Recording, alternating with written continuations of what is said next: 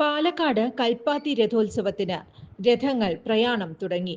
ഉത്സവനാഥനായ കൽപ്പാത്തി വിശ്വാലാക്ഷി സമേത വിശ്വനാഥ സ്വാമിയുടെയും പരിവാര ദേവതകളായ ഗണപതിയും സുബ്രഹ്മണ്യ സ്വാമിയുടെയും രഥങ്ങളാണ് പ്രയാണം ആരംഭിച്ചത്. സ്ത്രീകളും പുരുഷന്മാരും ചേർന്നാണ് താളമേളങ്ങളുടെ അകമ്പടിയോടെ തേരുവലിച്ചത്.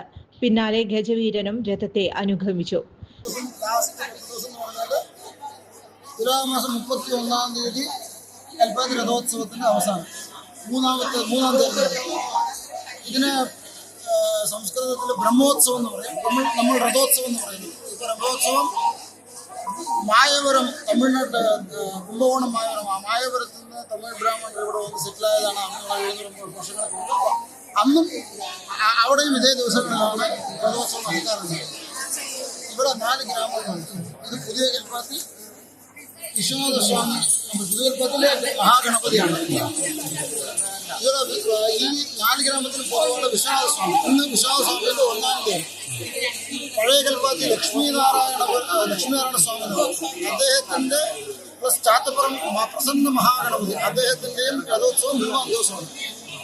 ശനിയാഴ്ച മന്ദകര മഹാഗണപതിയുടെയും ഞായറാഴ്ച കൽപ്പാത്തി ലക്ഷ്മി നാരായണ പെരുമാളിന്റെയും ചാത്തപുരം പ്രസന്ന മഹാഗണപതിയുടെയും ദേവരഥങ്ങൾ കൽപ്പാത്തി തേവർക്ക് മുന്നിൽ സംഗമിക്കുന്നതോടെ രഥോത്സവം സമാപിക്കും.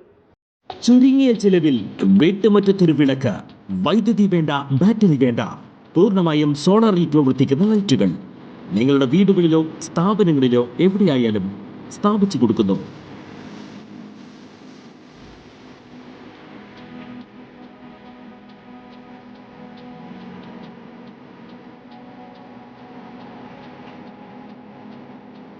ഹാർഡോൾ സോളാർ ലൈറ്റ്സ്. കൂടുതൽ വിവരങ്ങൾക്ക് വിളിക്കേണ്ട നമ്പർ 9447132148. കൂടുതൽ വാർത്തകൾക്ക് ഞങ്ങളുടെ ചാനൽ സബ്സ്ക്രൈബ് ചെയ്യുക.